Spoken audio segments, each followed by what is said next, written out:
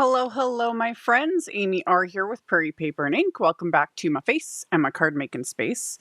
And a card inspired by a card that Yana Smakula did for the Simon Says Stamped YouTube channel.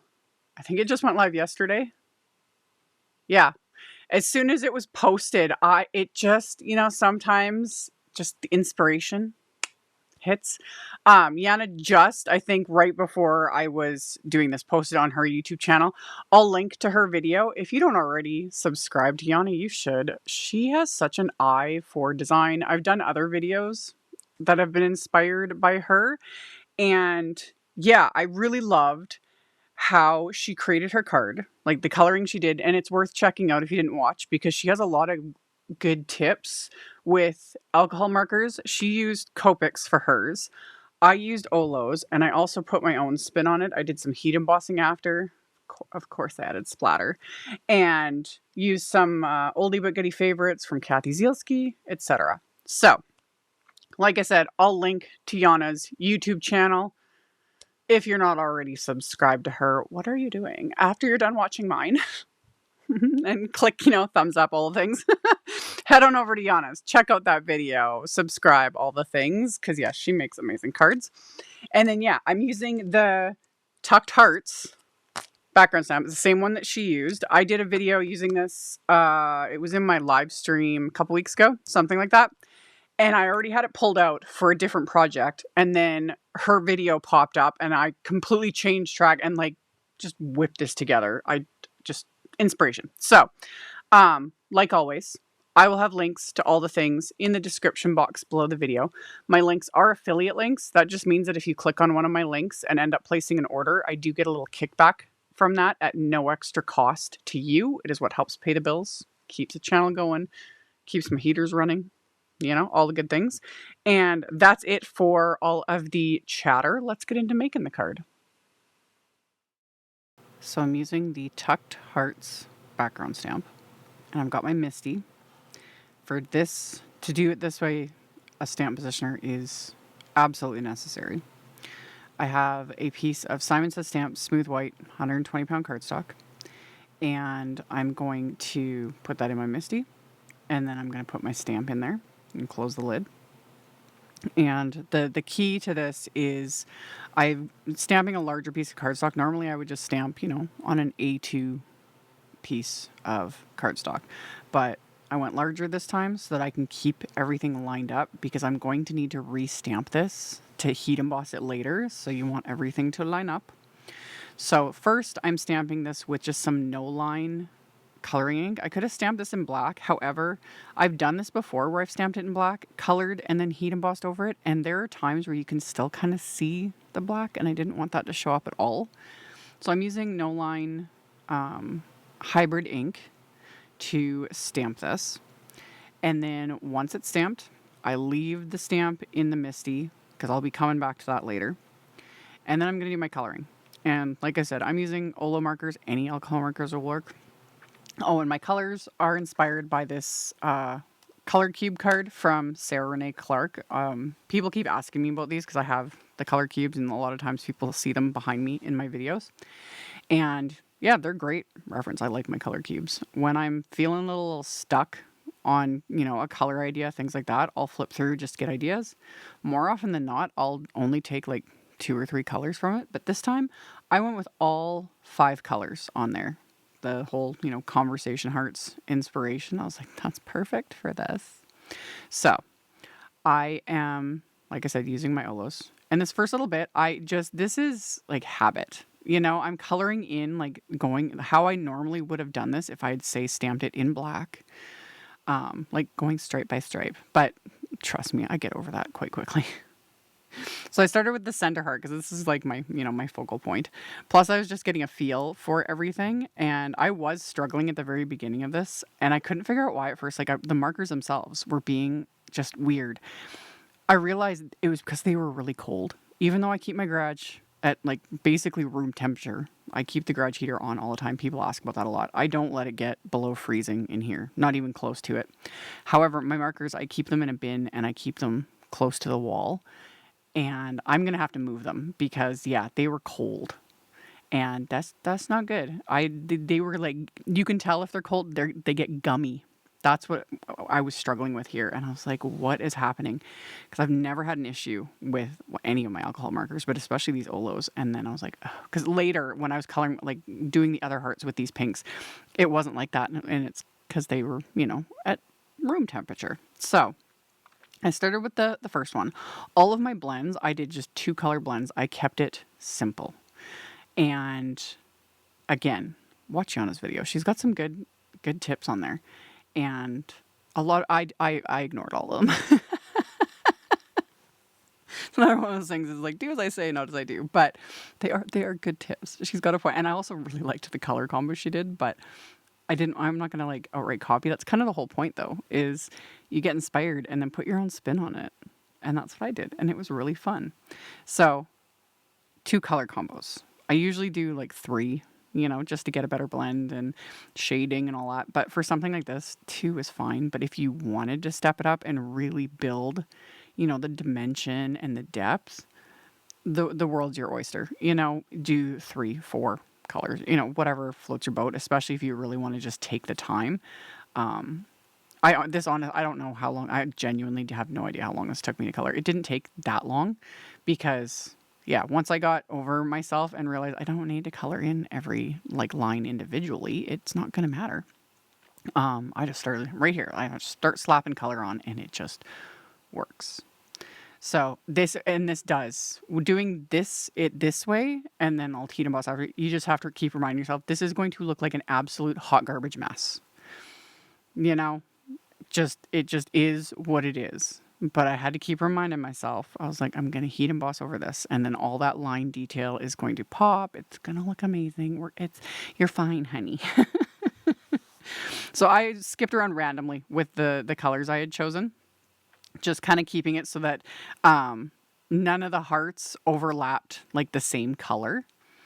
So I did, pink and a green and an orange and a yellow, and then I'll do a blue. And then I just keep repeating until I filled in. I don't fill in the entire background. I fill in like a good chunk of it. But off camera, I had the wafer die I'm going to use to die cut this to use. And I would hold it up. So I was like, because there's no point coloring more than I need to, So I only filled in the areas that were actually going to like show up on the finished card.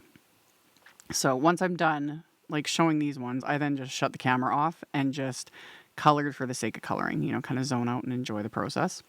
So the no line coloring ink, I'd forgot I even had this because you guys know I don't do no line very often. I did the no line watercolor video the other day. That was the first time I'd done that in forever. Anyway, got all these hearts, filled in, and then get to the last one and just fill in that area real quick. And like I said, this doesn't look very nice right now. It just doesn't. But heat embossing, that's where the magic happens. So because these are alcohol markers, they do dry very quickly. That said, I still test before I do the second layer of stamping. Because after coloring everything. So to test, I use my anti-static powder tool, like I always do. Just swipe that over really, really well.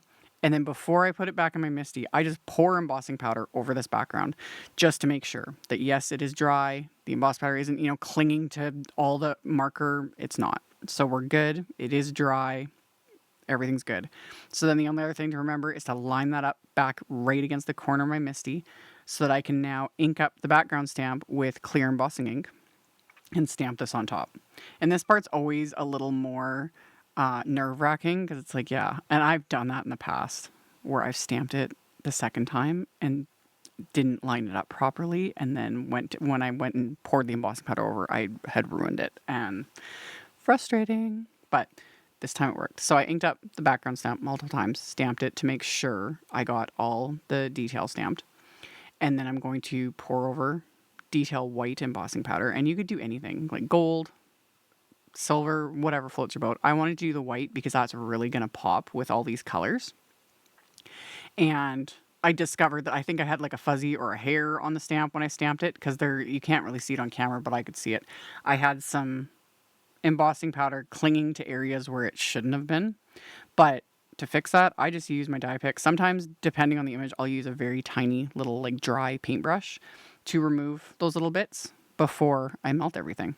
So I just use my little die pick just to scrape away those bits of embossing powder that were clinging to the spots where they weren't supposed to. And I could tell, yeah, there was like a little hair stuck to the stamp. I was like, great, wonderful. But it was an easy fix. So remove those little bits, then melt it with my heat tool. So melting everything until it is smooth and shiny and melted. And the reason I do it this way is 2 reasons. One, heat embossing does not play nicely with alcohol markers. I have been told many times that it can ruin. There's something in heat embossing that can like slowly eat away at the nibs. Now, I know other makers, and Yana's one of them, who has heat embossed and colored with alcohol markers and has never had a problem. I just refuse. I refuse to risk it because I'll always be the outlier that's the bad thing's going to happen. But also, the second reason is even if it works or would work for me, I wouldn't do it with white embossing powder anyway because the alcohol markers would go right over the embossing. You know, that's the nature of alcohol markers. So it would be an absolute mess unless you are unbelievably steady-handed and patient to avoid coloring over the white heat embossing, which I ain't. This is faster. So, after it was melted, I used one of the Simon Says Stamp basic rectangle wafer dies, the largest one in that set, and I've had this set for literally forever, is A2 size, so 4¼ by 5½ inches, so it will cover my complete card front. So you could also just trim this down with a paper cutter, just the wafer die was easier. So after I die cut it, I'd also die cut cardstock using the newer CZ Design Adore wafer die. And this pink cardstock was in my scrap bin. I'm pretty sure it's Concord 9th cardstock. But I die cut it multiple times. And then I'm stacking them together so that they've got dimension, because that is just a must in my books. So stack them together with craft tacky glue. And again, die pick. Use that to remove little bits of glue when they ooze out, when I've applied too much. My little die pick comes in handy for so many things. So after I adhered those layers together, I'm then going to adhere this to the outline that I had die cut from VELLUM. And then the final layer of the word, I am adhering to the back. And this will pop up the VELLUM just a smidge so it floats. But it also makes it so much easier to adhere to the card front, because then I can just trace the actual cardstock with the glue and not worry about the glue going past on the VELLUM itself, because adhesive shows through VELLUM no matter what, and it's not pretty. So then, to finish the sentiment, I pulled out, this is an oldie but goodie set, the Small Script 2 sentiment set. This came out a few years ago. And I used just the U word die. And same thing, I used just a scrap from my scrap bin, and I think that also was Concord 9th cardstock. And I had stacked that together as well, 3 layers, to give it dimension. And then I changed my mind, and I decided to go with white cardstock for the sentiment because it just popped a bit more. So I just adhered that on top so you can still see the pink, peeking out, which is kind of cute. So, because I'm not going to waste that sentiment after I went to all that effort die cutting it and stacking it together. And then, of course, splatter wins out. Sometimes I can resist the temptations. But for this, I was like, no, it needs white splatter. So I put a bit of white gouache on my palette, thinned it out with a little bit of water, used my fan brush and my splat box, and then splattered this just a decent amount, a good healthy dose of splatter for the background. And then let that dry. And then for my card base, which is a top folding A2 white note card, again, 4¼ by 5½ inches. I've got the inside of my card here. I'm going to line this up in my MISTI. I put a piece of Post-it tape right where the score line is so that I don't stamp past the score line. And then got that lined up. And then I'm inking up that background stamp with Simon's Peachy Positively Saturated ink. And this is a little bit bright. It dries back a bit and softens, but it's still light enough in my books that I will write like right on top of that, And after I'd stamped it, I then pulled sentiments from another oldie but goodie favorite. This is the CZ Design Hi There Greetings set. This one came out, I think, a couple years ago. And I took the Love Ya sentiment. Because, yeah, this one I'm including in my Valentine series. But this is definitely a card that I would send to anyone. you know, just send to a friend, because it just, the outside just says adore you, and the inside it says love ya, my sweet friend, you know? So I stamped the love ya sentiment with Simon's Sweets Positively Saturated ink, and then had to get my head in the way so I could make sure this little sub-sentiment was straight.